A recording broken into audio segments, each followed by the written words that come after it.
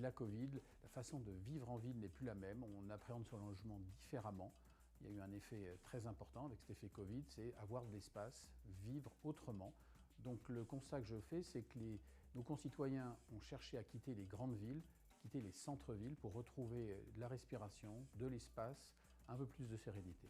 La difficulté, c'est d'arriver à avoir une offre qui permette d'avoir une stabilisation des prix, ce qu'on n'a pas encore actuellement parce que la contrainte entre construire plus ou moins, permettre aux gens de se loger, comment faire attention à l'urbanisme, à nos modes de vie.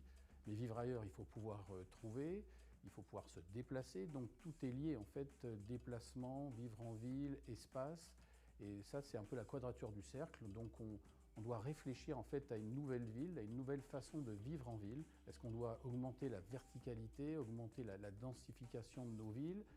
Ça pose problème. On veut de l'air, on veut de l'espace, on fait attention à l'écologie, donc beaucoup d'enjeux pour demain. Pour la maîtriser, il faut effectivement revoir notre politique de l'offre sur le logement, arriver à permettre à des gens de vivre et de pouvoir se loger sans que tout le salaire y passe. Si je compare avec nos voisins allemands où l'immobilier ne prend pas tout le budget, il faut arriver à trouver cette solution. Maintenant, on ne peut pas contraindre, on a une économie libérale, on ne peut pas bloquer les prix. On a vu qu'en bloquant les prix ou les loyers, ça ne fonctionne pas. Il faut permettre aux gens de pouvoir se déplacer, travailler. On nous parle beaucoup de télétravail depuis la Covid, mais tout le monde ne peut pas télétravailler. Vous avez des gens qui ont besoin d'être proches ou de venir physiquement dans leur bureau.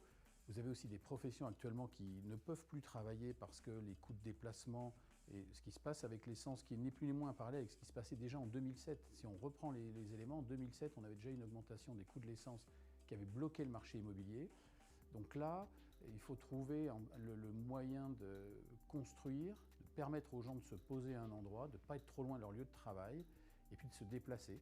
Comment les villes vont permettre l'accessibilité à votre lieu de travail, c'est tout un enjeu pour demain. Et où qu'on soit en France, alors là nous sommes à Nice, ou nous serons à Nice, donc effectivement on a une vision d'une grosse ville, mais pas très loin de Nice. Où est la limite de la ville? À quel endroit s'arrête la ville et jusqu'où on peut habiter par rapport à un centre-ville? Eh bien, c'est tout l'enjeu de demain et de la façon de travailler. C'est une chance de pouvoir être présent à la ville Nouveaux Horizons parce que Orpi est un acteur régional, un acteur qui intervient dans le logement, dans la vie des Français depuis plus de 55 ans. On touche toutes les populations, tous les milieux, quel que soit votre niveau d'études. Vous devez vous loger, habiter, dormir quelque part ce soir. Donc pour Orpi, c'est très important de pouvoir rencontrer, s'enrichir, découvrir de nouveaux acteurs, réfléchir ensemble, donner notre vision d'acteurs de terrain, parce qu'à agent immobilier, eh bien, on met en rapport des gens qui veulent habiter, quitter, déménager, c'est notre quotidien. Donc c'était important pour nous d'être présents et de s'enrichir à vos côtés.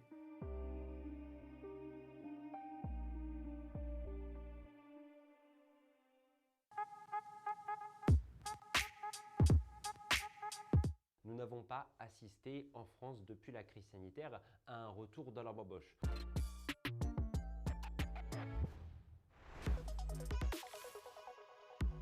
Vous vous souvenez sans doute de cette phrase restée célèbre durant le confinement, la bamboche, c'est terminé. C'était une phrase prononcée par le préfet du centre de Val-de-Loire au moment, vous savez, de la période des couvre-feux. Et si vous avez le sentiment de ne pas avoir assisté à des lendemains qui chantent, à une grande fête généralisée qu'on nous promettait pourtant durant le confinement, quand on pensait au monde d'après, au monde d'après-confinement, je pense que vous avez raison. Alors pourquoi? Dans une époque très individualiste, dans une époque où on a perdu un peu le goût des autres, il y a un élément effectivement qui s'est beaucoup développé, c'est la préférence pour la fête à la maison, la préférence pour la fête que l'on contrôle. On contrôle les gens qui viennent assister à la fête, on contrôle la musique, on contrôle le bon déroulé de la fête et donc on casse ce qui est pourtant un ressort très important de la fête, à savoir l'aléatoire et le caractère aléatoire du déroulé d'une fête. Nouveau mode de vie, recroquevillement sur sa sphère privée, également parce qu'on est de plus en plus défiant par rapport à l'autre, notamment parce que le pays a vécu aussi un certain nombre d'éléments traumatiques, notamment depuis 2015, les attentats, la multiplication de faits divers qui concernent des lieux festifs, tout ça nous ont fait perdre un peu le caractère insouciant lorsqu'on va dans une fête à dimension collective et lorsqu'on va dans l'espace public. Il y a aussi un autre élément qui met à mal la fête, c'est la mise en scène de soi en permanence. Il y a une phrase Ce que j'aime bien, c'est Narcisse n'est pas compatible avec Dionysos. Et en fait, quand on passe beaucoup de temps à se regarder faire la fête, quand on passe son temps à mettre en scène nos façons de faire la fête, finalement, on arrête de faire la fête. La société et l'espace public d'une façon générale est touché par ce que Philippe Muret appelait la festivisation générale de la société. La fête, pour être faite, a besoin d'être un moment à part, a besoin d'être un moment séparé du reste de nos vies, séparé de notre train-train quotidien. Or, quand vous avez le sentiment au travail, dans les rues, qu'il y a toujours des traces de fête un peu partout, parce que tout le monde veut essayer de créer des moments un peu sympas, des moments ludiques en permanence, finalement, la fête du vendredi soir, la fête du samedi soir devient moins extraordinaire et devient moins exceptionnelle par rapport à nos vies banales et à nos vies quotidiennes.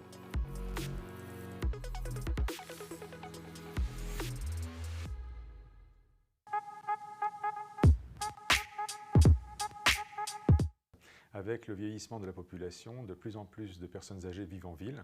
Et ceci, c'est grâce au progrès de la science, mais également avec l'afflux des baby-boomers qui vieillissent.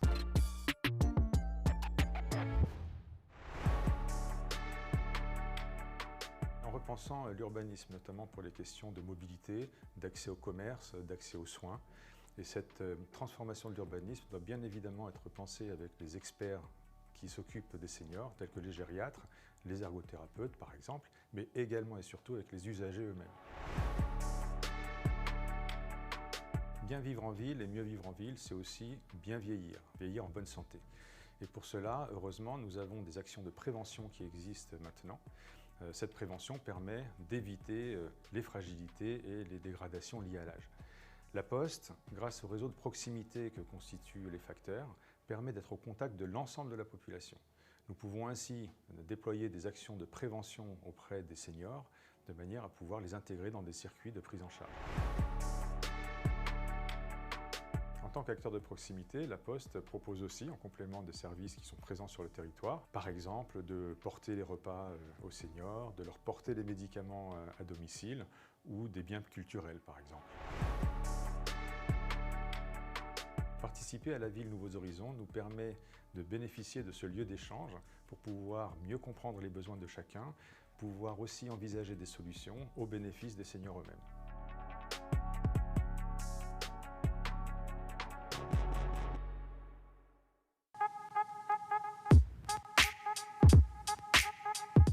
Dans les espaces de circulation, la marche a été marginalisée.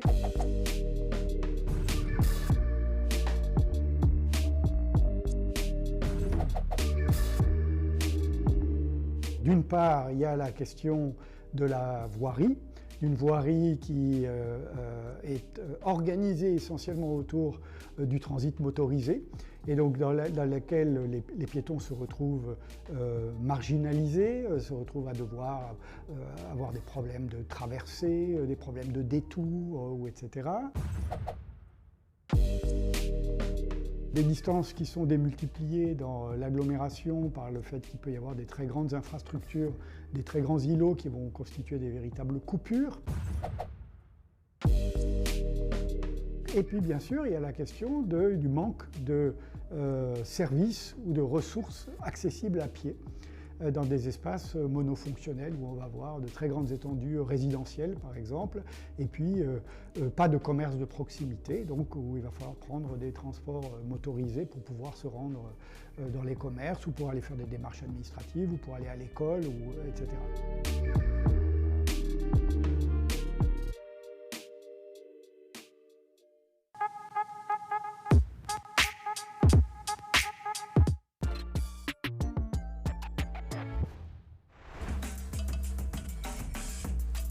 Depuis la Covid, la façon de vivre en ville n'est plus la même. On appréhende son logement différemment.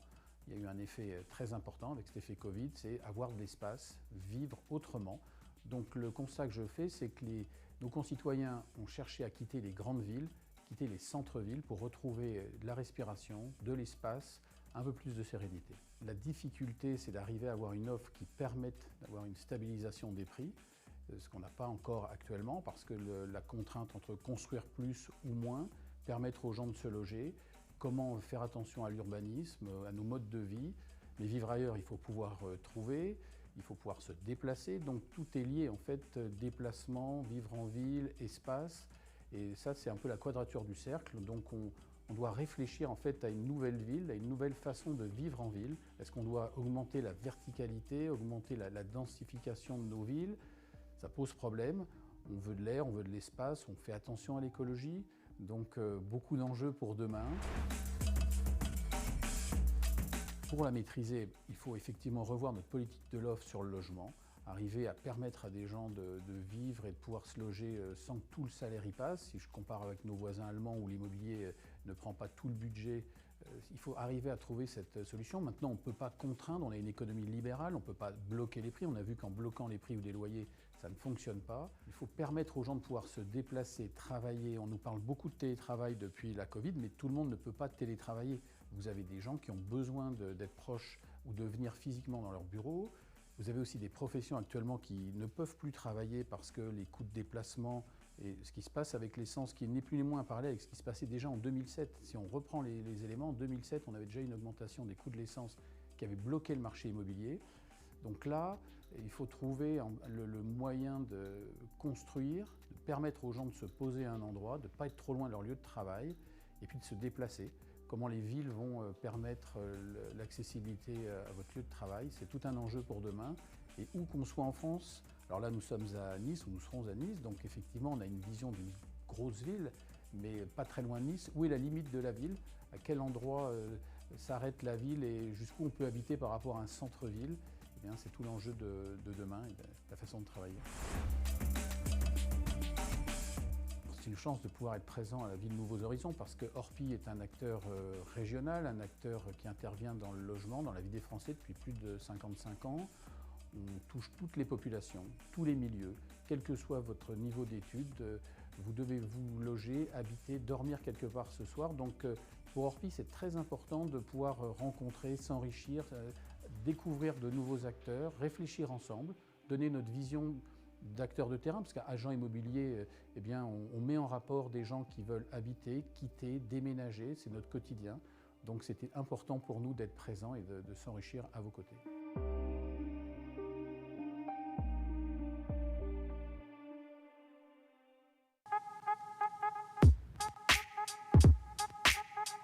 Nous n'avons pas assisté en France depuis la crise sanitaire à un retour dans la bamboche.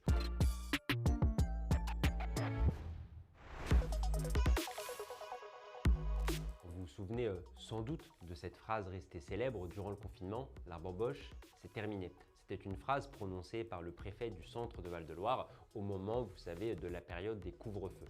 Et si vous avez le sentiment de ne pas avoir assisté à des lendemains qui chantent, à une grande fête généralisée qu'on nous promettait pourtant durant le confinement, quand on pensait au monde d'après, au monde d'après-confinement, je pense que vous avez raison. Alors pourquoi? Dans une époque très individualiste, dans une époque où on a perdu un peu le goût des autres, il y a un élément effectivement qui s'est beaucoup développé, c'est la préférence pour la fête à la maison, la préférence pour la fête que l'on contrôle. On contrôle les gens qui viennent assister à la fête, on contrôle la musique, on contrôle le bon déroulé de la fête et donc on casse ce qui est pourtant un ressort très important de la fête, à savoir l'aléatoire et le caractère aléatoire du déroulé d'une fête.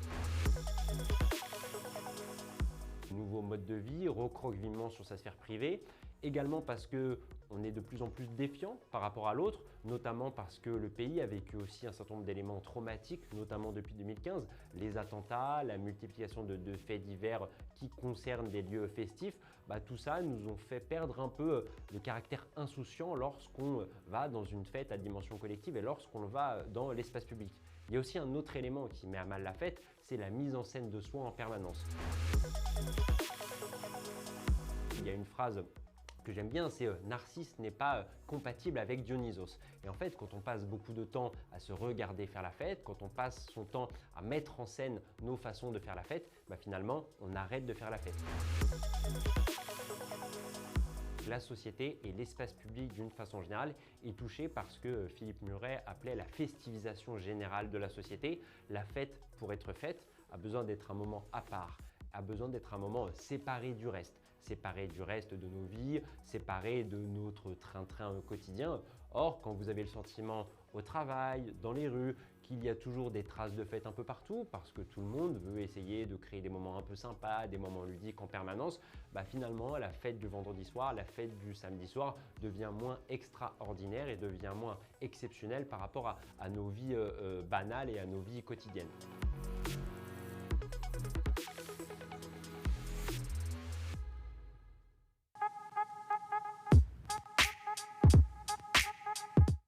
Avec le vieillissement de la population, de plus en plus de personnes âgées vivent en ville. Et ceci, c'est grâce au progrès de la science, mais également avec l'afflux des baby-boomers qui vieillissent.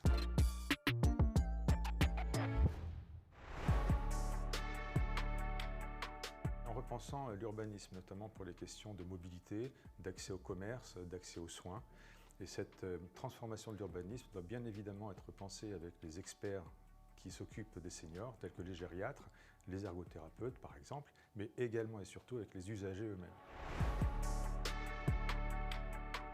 Bien vivre en ville et mieux vivre en ville, c'est aussi bien vieillir, vieillir en bonne santé. Et pour cela, heureusement, nous avons des actions de prévention qui existent maintenant. Cette prévention permet d'éviter les fragilités et les dégradations liées à l'âge. La Poste, grâce au réseau de proximité que constituent les facteurs, permet d'être au contact de l'ensemble de la population. Nous pouvons ainsi déployer des actions de prévention auprès des seniors de manière à pouvoir les intégrer dans des circuits de prise en charge.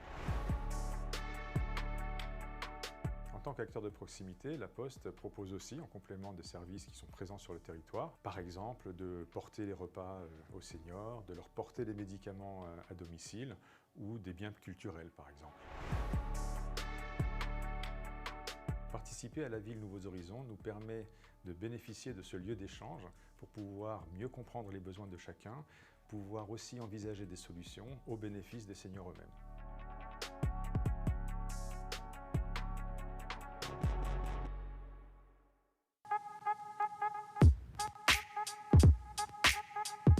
Dans les espaces de circulation, la marche a été marginalisée.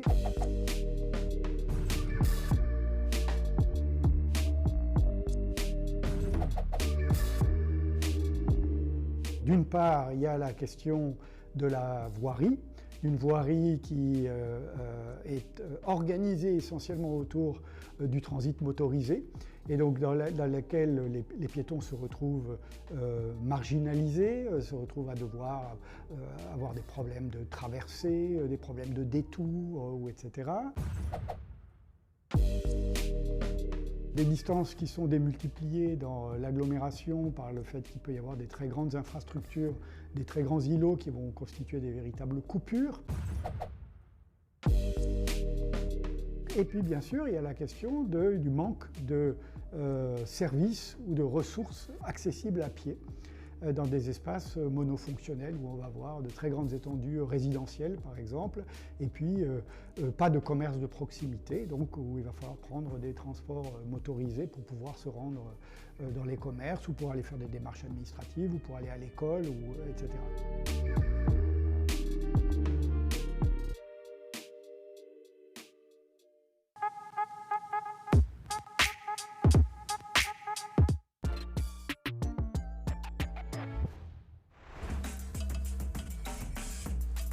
Depuis la Covid, la façon de vivre en ville n'est plus la même. On appréhende son logement différemment. Il y a eu un effet très important avec cet effet Covid, c'est avoir de l'espace, vivre autrement.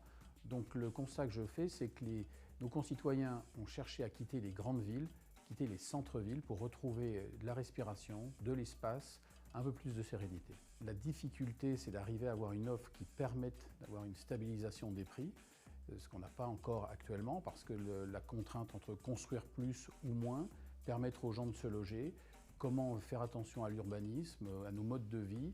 Mais vivre ailleurs, il faut pouvoir trouver, il faut pouvoir se déplacer, donc tout est lié en fait, déplacement, vivre en ville, espace, et ça c'est un peu la quadrature du cercle, donc on doit réfléchir en fait à une nouvelle ville, à une nouvelle façon de vivre en ville. Est-ce qu'on doit augmenter la verticalité, augmenter la densification de nos villes?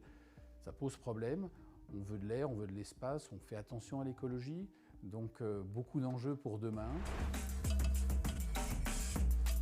Pour la maîtriser, il faut effectivement revoir notre politique de l'offre sur le logement, arriver à permettre à des gens de vivre et de pouvoir se loger sans que tout le salaire y passe. Si je compare avec nos voisins allemands où l'immobilier ne prend pas tout le budget, il faut arriver à trouver cette solution. Maintenant, on ne peut pas contraindre, on a une économie libérale, on ne peut pas bloquer les prix. On a vu qu'en bloquant les prix ou des loyers, ça ne fonctionne pas. Il faut permettre aux gens de pouvoir se déplacer, travailler. On nous parle beaucoup de télétravail depuis la Covid, mais tout le monde ne peut pas télétravailler.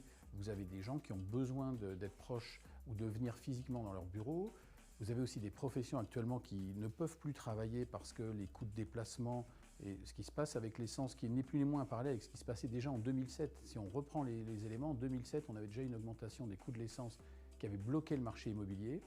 Donc là, il faut trouver le moyen de construire, de permettre aux gens de se poser à un endroit, de ne pas être trop loin de leur lieu de travail et puis de se déplacer. Comment les villes vont permettre l'accessibilité à votre lieu de travail, c'est tout un enjeu pour demain. Et où qu'on soit en France, alors là nous sommes à Nice, ou nous serons à Nice, donc effectivement on a une vision d'une grosse ville, mais pas très loin de Nice. Où est la limite de la ville?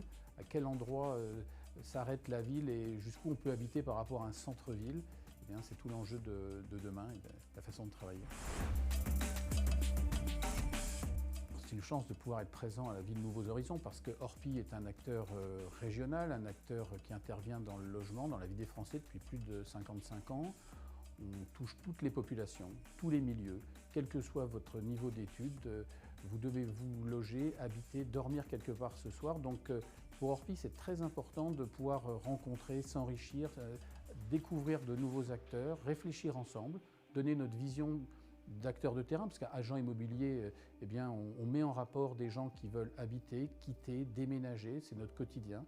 Donc c'était important pour nous d'être présents et de s'enrichir à vos côtés.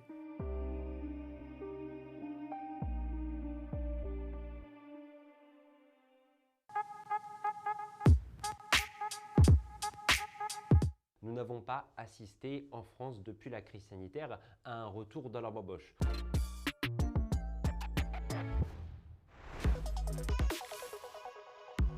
Vous vous souvenez sans doute de cette phrase restée célèbre durant le confinement, la bamboche, c'est terminé. C'était une phrase prononcée par le préfet du centre de Val-de-Loire au moment, vous savez, de la période des couvre-feux.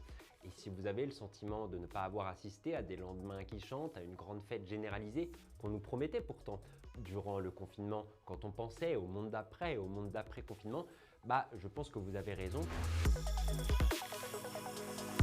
Alors pourquoi? Dans une époque très individualiste, dans une époque où on a perdu un peu le goût des autres, il y a un élément effectivement qui s'est beaucoup développé, c'est la préférence pour la fête à la maison, la préférence pour la fête que l'on contrôle. On contrôle les gens qui viennent assister à la fête, on contrôle la musique, on contrôle le bon déroulé de la fête et donc on casse ce qui est pourtant un ressort très important de la fête, à savoir l'aléatoire et le caractère aléatoire du déroulé d'une fête. Nouveau mode de vie, recroquevillement sur sa sphère privée, également parce qu'on est de plus en plus défiant par rapport à l'autre, notamment parce que le pays a vécu aussi un certain nombre d'éléments traumatiques, notamment depuis 2015, les attentats, la multiplication de faits divers qui concernent des lieux festifs, tout ça nous ont fait perdre un peu le caractère insouciant lorsqu'on va dans une fête à dimension collective et lorsqu'on va dans l'espace public. Il y a aussi un autre élément qui met à mal la fête, c'est la mise en scène de soi en permanence. Il y a une phrase que j'aime bien, c'est Narcisse n'est pas compatible avec Dionysos. Et en fait, quand on passe beaucoup de temps à se regarder faire la fête, quand on passe son temps à mettre en scène nos façons de faire la fête, finalement, on arrête de faire la fête. La société et l'espace public d'une façon générale est touché par ce que Philippe Muret appelait la festivisation générale de la société. La fête, pour être faite, a besoin d'être un moment à part, a besoin d'être un moment séparé du reste de nos vies, séparé de notre train-train quotidien. Or, quand vous avez le sentiment au travail, dans les rues, qu'il y a toujours des traces de fête un peu partout, parce que tout le monde veut essayer de créer des moments un peu sympas, des moments ludiques en permanence, finalement, la fête du vendredi soir, la fête du samedi soir devient moins extraordinaire et devient moins exceptionnelle par rapport à nos vies banales et à nos vies quotidiennes.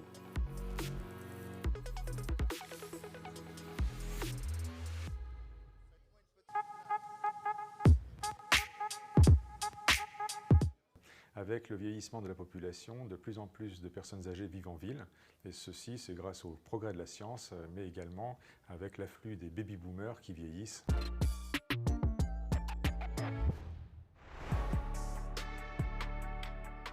En repensant l'urbanisme, notamment pour les questions de mobilité, d'accès au commerce, d'accès aux soins, et cette transformation de l'urbanisme doit bien évidemment être pensée avec les experts qui s'occupent des seniors, tels que les gériatres, les ergothérapeutes par exemple, mais également et surtout avec les usagers eux-mêmes.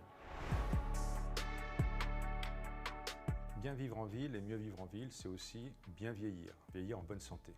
Et pour cela, heureusement, nous avons des actions de prévention qui existent maintenant. Cette prévention permet d'éviter les fragilités et les dégradations liées à l'âge.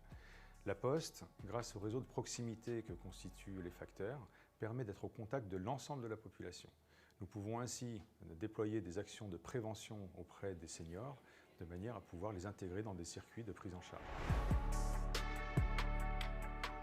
En tant qu'acteur de proximité, la Poste propose aussi, en complément des services qui sont présents sur le territoire, par exemple de porter les repas aux seniors, de leur porter les médicaments à domicile ou...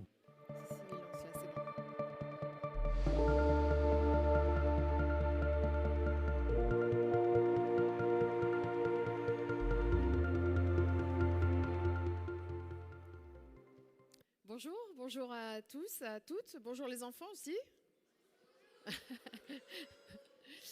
Merci d'être avec nous. On va passer une journée forcément différente. C'est le début de la 3e édition de La Ville Nouveaux Horizons. On va reprendre le fil de la discussion engagée précédemment l'année dernière, au mois de novembre également. On est ensemble jusqu'à 17h. Et donc sur la scène du Centre universitaire méditerranéen, Christian Estrosi, maire de Nice, président de la métropole Nice-Côte d'Azur.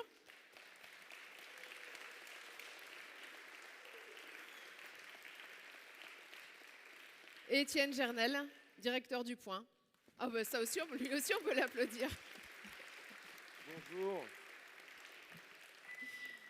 Et bienvenue. Merci monsieur le maire de nous recevoir à Nice. Je dis toujours la plus belle ville du monde, je crois que c'est vrai. Et je pense que c'est pas vous qui allez démentir. Non, pas tout de suite, vous n'allez pas démentir tout de suite. C'est un bonheur d'être là pour la 3e édition de la Ville Nouveaux Horizons. Et alors, moi j'avais envie de commencer par une question très simple. On parle de désir beaucoup ce matin, comment rendre la ville désirable, comment avoir envie d'y vivre, notamment depuis les époques du déconfinement. Il y a beaucoup de gens qui sont partis se réfugier loin des villes, etc. Et on pense toujours à cette phrase de Céline dans Le Voyage au bout de la nuit. Bardamu arrive à New York et il dit « Une ville debout, raide à faire peur ». Alors est-ce que les villes font peur? Comment est-ce qu'on fait pour les rendre désirables? Nice, ça fait pas tellement peur, j'ai pas l'impression, parce qu'il y a plutôt des gens qui arrivent. Mais c'est quoi la clé du désir d'une ville? Pourquoi est-ce qu'on a envie de venir? Bon, d'abord, je crois effectivement, cher Étienne Gernel, vous saluant ainsi que le président du Point qui est avec nous, et en remerciant d'abord le Point, parce que tous les beaux sujets qui illustrent au fond comment l'esprit humain doit s'adapter à l'évolution de notre société, à l'évolution environnementale, qui est la préoccupation majeure, avec le réchauffement climatique notamment, et où justement la ville est le lieu partout sur la planète où il faut essayer de se projeter dans quel environnement nous serons dans 20, 30, 40 ans. Et sur tous ces beaux sujets, que ce soit d'Europlanète, que ce soit le Festival du Livre, on l'inscrit toujours sur des thématiques très actuelles et très futuristes, c'est avec le Point qu'on fait tout ça. Et donc, naturellement, la ville, et d'ailleurs, est-ce qu'il faut parler exclusivement de la ville?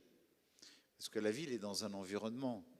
Et ici, on est dans une ville qui a la mer, la montagne, et on sait que les organisations territoriales qui sont dans le monde très différentes, mais au fond qui finissent par se ressembler, qui de plus en plus comprennent qu'on est obligé d'avoir une organisation territoriale.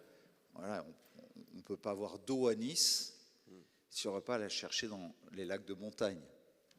Et si on va regarder l'Arizona, le Colorado, la Californie ou autres, on voit bien que on est organisé en État, en county. En Allemagne, on est organisé en Länder. Ici, on est organisé en métropole. Donc, si je vous parle de la ville, je vous parle des 51 communes de la métropole de Nice-Côte d'Azur en réalité. Parce qu'aujourd'hui, tout ce qui donne et qui fait sens, c'est ça. C'est de se dire qu'on a un endroit où on s'est adapté à notre géographie, avec des bassins versants qui partent de 3200 mètres d'altitude pour se déverser dans la Méditerranée. Vous savez, je prends Toulouse, Lyon, Paris, Bordeaux. Quoique Bordeaux, il y a la Gironde. Bon. Mais nous, on a un endroit où on ne peut pas aller plus loin. C'est au bord de la mer, au sud. Si on veut tracer une route qui continue vers le sud, ce n'est pas possible.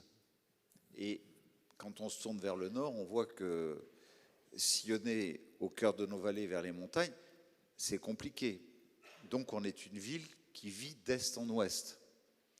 Et à partir de là, ça veut dire que chaque géographie doit s'adapter dans une période où désormais nous savons que de manière incontournable, il faut, c'est dans un colloque que j'ai suivi il y a 2 ans de ça, où il y avait un philosophe qui disait ok, on va se réchauffer de 10 degrés, mais est-ce que l'homme, la femme, l'enfant, dans les 10 degrés de réchauffement, va mal vivre ces 10 degrés? Ben non, il va s'adapter. Aujourd'hui, on se dit, si de ce matin à demain, on passe à 10 degrés de plus, ça va être dur.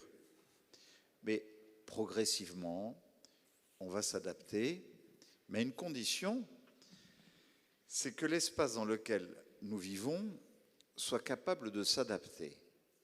Et moi, je suis certain d'une chose, c'est que ce qui fait le bonheur de vivre, c'est la ville. Parce que la vie, elle est en ville. Je ne dis pas que la vie n'est pas en montagne ou à la campagne. C'est bien pour ça que je vous parle de la ville et de son environnement. Mais nous, par exemple, ici, notre vie, c'est le bonheur de savoir qu'on a tous les services et qu'en même temps, on peut aller faire une rando dans le parc du Mercantour et qu'on fait vivre tout ça ensemble. Et ça nous donne du bonheur. Notre bonheur, il sera gâché demain si on fait comme si rien n'allait bouger.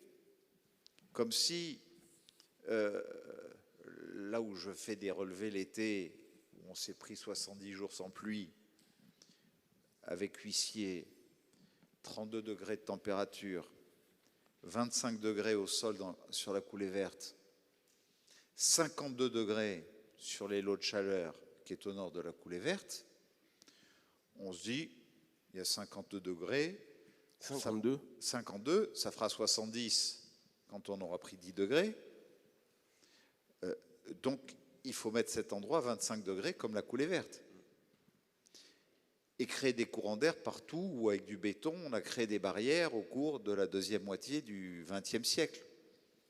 Nos anciens, quand ils dessinaient avec le Concilio d'Ornato ici, sous le régime piémontais, le vieux Nice du XVIIe siècle, et puis le franchissement du Paillon pour faire la ville du XIXe siècle, pensaient déjà à faire des courants d'air pour faire circuler les pollens, à faire remonter vers le château ces courants d'air avec de l'eau qui remontait sous les arbres et qui, avec un système de circulation, la fraîcheur procurée par l'eau sous les arbres, replongeait dans les rues, traversait de la ville du 18e au 19e pour aller vers celle du 19e à travers le Paillon, pour faire en sorte que l'été soit plus supportable et que l'hiver se vive mieux.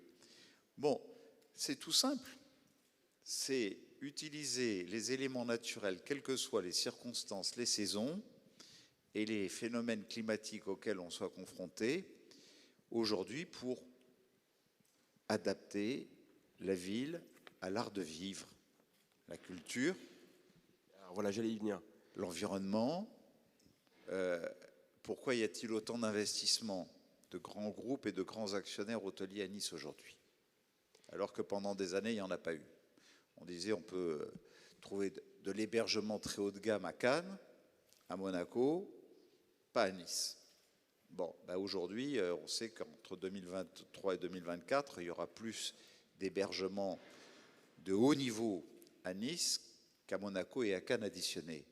Parce qu'ils ont compris que les réformes que nous faisions sur l'aménagement urbain, qui allaient donner ce bonheur, ou prolonger le bonheur que nous avons de vivre dans la ville, dans les années qui viennent, sécuriser les investissements qu'on faisait, qui se traduiront par de la croissance et de la création d'emplois. Et tout ça, ben, c'est un cercle vertueux. Mais est-ce que le sujet de la ville, c'est pas la culture? Au fond, la politique de la ville, qu'est-ce qui rend une ville attractive? Est-ce qu'à la fin, c'est pas la culture? Ce qui fait la différence, pourquoi est-ce qu'on vient dans une ville? Est-ce que c'est pas la culture? Ben, je crois que c'est la culture et l'environnement. Vous voyez, il y a l'école Ronchaise ici, avec une formidable directrice qui, je m'en souviens, lorsque nous dessinions la ligne 2 du tramway, c'était ces gros chantiers qu'on a conduits entre 2015 et 2020, sur près de 15 kilomètres, et qui faisait plancher à l'école Ronchaise ses élèves pour leur faire parler de l'histoire qu'on était en train d'écrire, de la réalisation d'un tramway qui serait en partie en surface, en partie en souterrain pour pas gâcher la ville ancienne, pour arriver sur le port, etc. Et expliquer comment aussi, en termes d'environnement, ça allait faire baisser la circulation automobile, supprimer des bus de la circulation, etc. etc. Et vous l'avez invité, je ne savais pas qu'il serait là aujourd'hui, et j'en suis heureux, parce qu'au fond, c'est une des écoles de Nice qui se passionne le plus pour ces sujets. Et en même temps, parce que tout ça commence à l'école, il faut préparer les générations futures. Hier matin, j'étais dans une autre école, Aimé Césaire, qui est à l'est de la ville, et où je distribuais des instruments de musique à 22 élèves. C'est-à-dire qu'on a décidé avec 22 élèves de faire, dans une école élémentaire, un orchestre symphonique. On a décidé de faire 100% de culture à l'école. On a fait pendant 12 ans 100% sport. On continue à faire le sport parce que c'est important, mais on passe à une étape supérieure. Toutes les écoles, les 150 écoles de la ville, vont faire 100% culture, apprendre à jouer d'un instrument de musique, monter sur une scène de théâtre, apprendre de l'art plastique. Déjà avec vous, Le Point, vous nous envoyez d'ailleurs François-Olivier Gisbert, Patrick Besson, etc., qui viennent dans nos classes plancher pour leur apprendre les belles lettres de la littérature française, et on voit des classes qui font des nouvelles extraordinaires qu'on récompense au Festival du Livre. Et je crois que dès le plus jeune âge, susciter des vocations autour de la culture et de l'environnement, c'est les deux sujets qui feront l'art de vivre en ville demain, les deux, voilà, et qui donneront du bonheur dans la ville, à chacun pour s'épanouir. Donc, oui, la culture est un sujet central. Et d'ailleurs, lorsqu'on voit des investissements hôteliers... C'est lié à ça. Oui, parce que pourquoi on réserve un endroit? Il faut bien que vous ayez une offre autour de quelque chose. Il faut se distraire. Quand on va à Salzbourg, on va à Vienne, on va à Florence... en même temps qu'on réserve sa chambre d'hôtel, on demande, ou par Internet, ou par téléphone d'ailleurs, ou auprès de son agence, bon, écoutez, je suis pendant 3 jours, 4 jours à Salzbourg, vous me réservez un concert ici, vous me réservez un concerto là-bas, etc. Et sans ça, vous n'avez pas de raison d'aller à Salzbourg et de faire tourner l'hôtellerie de Salzbourg. Moi, j'avais relevé une chose, c'est que nous avions le Théâtre National de Nice qui était exclusivement réservé à ses abonnés, quasiment. L'Opéra de Nice, pareil. Et qui faisait ses saisons de 15 septembre à fin mai, l'un et l'autre. Et j'aurais dit, mais c'est pas possible. Vous réservez 50% de place à ceux qui nous visitent, qu'on met à disposition des hôteliers pour que ceux qui ont envie de venir à Nice, y compris au mois de juillet, au mois d'août, au mois de septembre, on puisse leur faire partager ce que nous réalisons, ce que nous produisons avec un théâtre national de très haut niveau derrière Muriel Mayette, ou notre Opéra de Nice et son orchestre philharmonique. Et donc aujourd'hui, on est en train de réorganiser notre offre culturelle pour qu'elle soit aussi au service de l'économie, de l'emploi, en même temps que du bonheur et de l'art de vivre dans la cité. Donc de la musique et de l'air frais. Merci beaucoup Christian Estrosi. Voilà. Merci beaucoup pour cette introduction. Et c'est parti pour cette journée qui commence maintenant. Merci beaucoup, monsieur le maire et président de la métropole, parce que c'est 51 communes. Merci Christian Estrosi. Effectivement, on va parler de bonheur. Vous avez parlé de bonheur. Évidemment, on va parler de construction de la ville et de construire ensemble. Ça c'est sans doute un fil rouge de cette journée. Je ne vais pas détailler le programme. Vous l'avez sans doute entre vos mains. Merci aux enfants de l'école Ronchaise et donc à Madame la directrice, Madame Grimaldi, d'être avec nous ce matin. Voilà. On peut les applaudir. Oui, applaudissons-les. Moi, je vais me mettre là-bas. Et on va accueillir notre premier invité qui est Xavier Latour. Je vous en prie, installez-vous. Vice-président de la métropole Nice-Côte d'Azur et président du conseil d'administration de l'EPA Nice Éco-Vallée, parce que je précise que l'événement est organisé par Nice Éco-Vallée et par la métropole. Absolument. Et alors, juste avant de commencer, moi, je voudrais poser une question aux enfants qui sont là.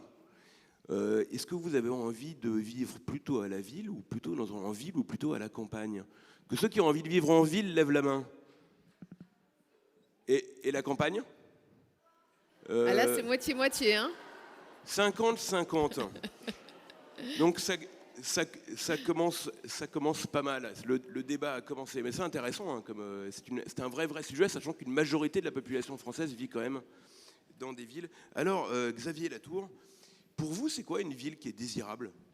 Ça tient à quoi le désir pour la ville? Comment vous faites pour convaincre de vivre en ville la moitié des enfants qui préfèrent aujourd'hui la campagne? En conciliant les deux. Cette vieille idée de la ville à la campagne ou de la campagne à la ville. En 2008, nous avions un ministre visionnaire de l'aménagement du territoire, un dénommé Christian Estrosi, qui a fixé la ligne avec cette opération d'intérêt national de l'Éco-Vallée. C'était de concilier urbanisme, développement économique et environnement. C'est ce que nous faisons. Nous le faisons au cas par cas, nous le faisons avec de formidables atouts, avec des mobilités douces, avec des moyens en géothermie pour rendre la ville compatible avec les enjeux environnementaux que Monsieur le maire président évoquait à l'instant. Nous le faisons avec une idée, mais une idée toute simple. Comment créer de l'harmonie? Comment faire en sorte que les choses qui paraissent, après tout, diverses, parfois contradictoires, parviennent à s'agencer correctement? C'est important l'harmonie quand on construit la ville de demain. Et nous le faisons avec un patrimoine historique. Mais pardon, quand vous parlez d'harmonie, c'est quoi? C'est l'harmonie entre la nature et l'industrie, entre le business et la résidence? C'est le respect des équilibres. Faire en sorte de donner à nos concitoyens envie de vivre sur un territoire nouveau, leur apporter les services, leur apporter l'emploi, leur apporter des logements de qualité, leur apporter des espaces verts, des infrastructures sportives, des écoles, des collèges. Tout ça les équilibre, en prenant en considération, bien évidemment, les spécificités de chaque partie de l'opération d'intérêt national. Il faut avoir le beau aussi en tête. Quand vous avez une ville qui attire Paul Valéry, Romain Gary, Chagall, Matisse. Nietzsche. Bah oui. Oui, dans un oui. autre style. Ouais, Mais en ouais. tout cas, une ville qui crée de l'inspiration, qui donne des idées, qu'on s'inscrit dans cette histoire, dans cette continuité-là, il faut le faire aussi dans les nouvelles constructions. Mais alors justement, Ecovalley, c'est nouveau, hein, c'est le principe, c'est qu'on construit, c'est nouveau. Comment est-ce qu'on fait pour susciter l'attachement à un endroit qui, par définition, est nouveau, donc dont l'histoire ne fait que commencer? Comment on fait pour attirer les gens dans un endroit qui est nouveau? En tenant compte des besoins de chacun, en tenant compte des besoins des acteurs économiques, de la population, en dialoguant beaucoup, en étant dans la concertation. Vous savez, c'est pas pour rien si en droit de l'urbanisme, on parle des ZAC, des zones d'aménagement concerté. On ne parle pas des ZAD, on ne parle pas des ozo-activistes dangereux. C'est là qu'est toute la différence. Nous, on est là pour construire une ville qui inspire, qui respire, pas pour bloquer les choses. Et ça, c'est une œuvre qui se fait avec les associations, avec les citoyens, avec les acteurs du monde de la culture, du monde de l'économie, de l'enseignement, avec aussi les grands opérateurs de transport, de services publics. La géothermie, quand on construit sur le site de l'EPA un réseau de chaleur révolutionnaire, conçu sur quelque chose d'ancien, la géothermie, mais avec une utilisation complètement modernisée, quand on travaille sur les mobilités douces, on donne envie aux gens de s'approprier ces nouveaux espaces, d'en faire quelque chose, non pas pour l'instant, mais je crois que ce qu'il faut que nous ayons toutes et tous en tête, et je sais que avec les élus de la ville de Nice, avec Anne Ramos, notamment à l'urbanisme, avec Jacques Richier pour le développement économique, avec Greg Monetti pour tout ce qui est la jeunesse, qui est notre avenir quand même, et les équipes de l'EPA autour de Sarah Bélier et de Damien Techner, ce qu'il faut, c'est que nous nous inscrivions dans le temps long. Nous ne raisonnons pas, comme même elle a rappelé le maire, dans l'immédiateté. Nous construisons la ville pour les 40, 50, 60 et au-delà prochaines années. Alors, dans les grands sujets de très long terme dont on parle très souvent quand on parle de la ville et quand on parle de construction, c'est l'artificialisation des sols. Tout le monde dit, bah oui, c'est terrible quand on bétonne partout. Après, les effets sur l'environnement, les inondations, etc., tout ça, c'est très important.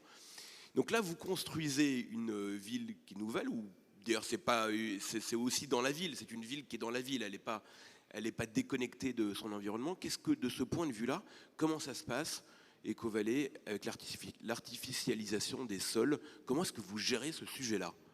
L'Ecovalley, c'est déjà 15 communes. Alors certes, ville, métropole et toutes les autres. 10 000 hectares. Sur ces 10 000 hectares, nous en avons 210 urbanisés, à densifier. Car là où nous densifions, là où nous construisons en hauteur, là où nous utilisons les zones déjà urbanisées, nous pouvons dégager de l'espace pour respecter l'agriculture urbaine, les nouvelles formes d'agriculture, pour construire, aménager un parc de 20 hectares. Le parc Méridia, c'est 20 hectares pour les Niçois et tous ceux qui viendront nous visiter. C'est le référentiel Ecovalley Qualité qui impose, dans la logique de l'opération d'intérêt national, un certain nombre d'éléments environnementaux aux promoteurs, aux constructeurs. Et M. Leclerc le sait bien, il avait planché sur ce sujet dès le début, c'est-à-dire faire en sorte que dans les programmes, il y ait des espaces verts, il y ait des énergies renouvelables. Et on s'est rendu compte que 60% des programmes qui sont sortis, sans ce référentiel Ecovalley Qualité, n'auraient sans doute pas pris en considération ces enjeux environnementaux. La part des sols artificialisés n'augmentera pas. C'est le zéro artificialisation. Vous voyez que nous construisons, certes, parce qu'il faut construire pour développer, mais nous construisons dans le respect de l'environnement, avec même des objectifs parfois de désartificialisation. Quand vous aviez des casses automobiles, quand vous aviez des friches industrielles sauvages, et qu'à la place, vous allez trouver des espaces verts, vous allez trouver des parcs, vous allez trouver des squares, dans la grande tradition des places ombragées du sud de la France, évidemment, vous rendez compatible le développement et l'environnement. Merci beaucoup, monsieur le doyen, parce que vous êtes aussi doyen de la faculté de droit et de sciences politiques. Il y a un point commun entre les deux, je ne sais pas, peut-être l'intérêt pour Rome, puisque notre droit est quand même largement romain, et Rome était une civilisation de la ville, et oui, en grande partie. Merci infiniment de votre présence et de vos propos. Merci à tous les deux. Vous allez, les enfants, et tous et toutes d'ailleurs aussi, entendre une grande architecte, la plus célèbre de France sans doute, c'est Dominique Jacob. Et donc, elle sera avec nous dans quelques minutes.